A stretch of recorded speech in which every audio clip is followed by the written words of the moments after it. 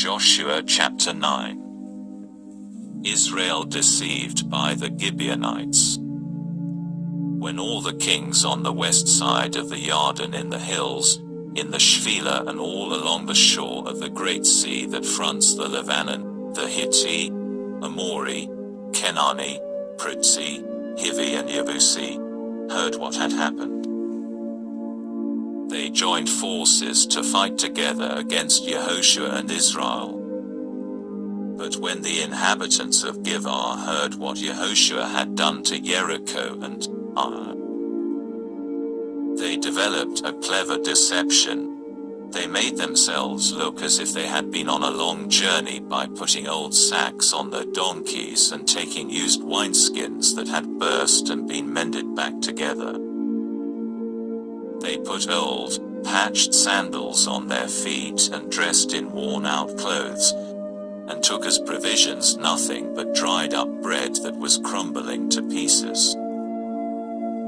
Then they went to Yeshua in the camp at Gilgal and said to him and the men of Israel, "We have come from a country far away. Now, make a covenant with us." The men of Israel said to the Hivi, "How do we know that you don't live here among us? If you do, we don't want to make a covenant with you." But they answered Yeshua, "We are your servants."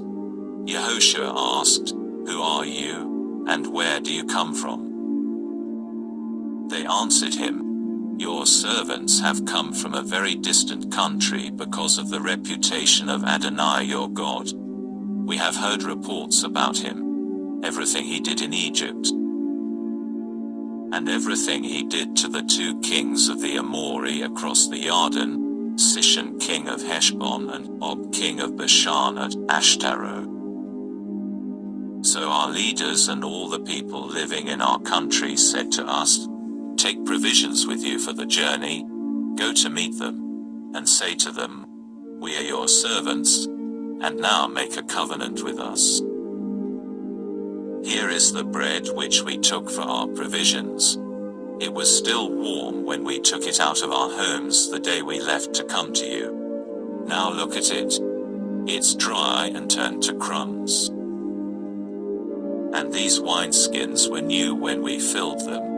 But look, now they're torn. Likewise, these clothes of ours and our shoes are worn out because of the very long journey."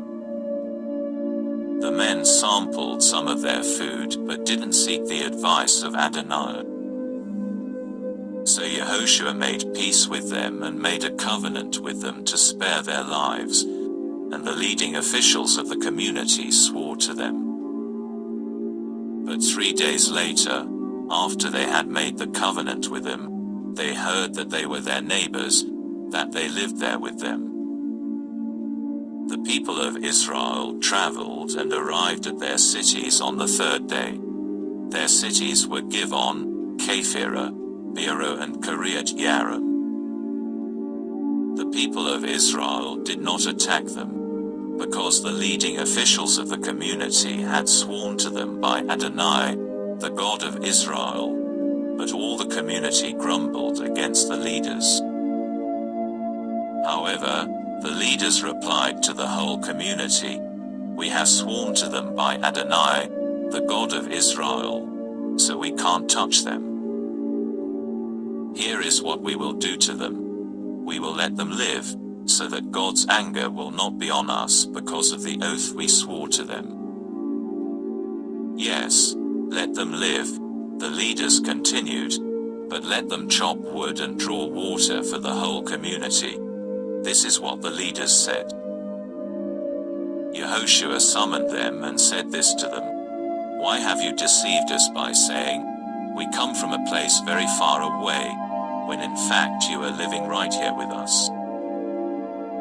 Now you have a curse on you. You will be slaves forever, supplying people to chop wood and draw water for the house of my God." They answered Yeshua, "It is because we heard the reports that Adonai your God had ordered his servant Moshe to give you all the land and to destroy all the inhabitants of the land from ahead of you.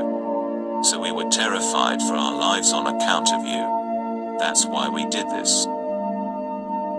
Now, as you see, we are in your hands. Do to us whatever seems good and right to you. So Yehoshua did exactly that. He saved them from the power of the people of Israel, so that they didn't kill them. But he did that same day make them choppers of wood and drawers of water for the community and for the altar of Adonai in the place which he would choose. And they remain so to this day.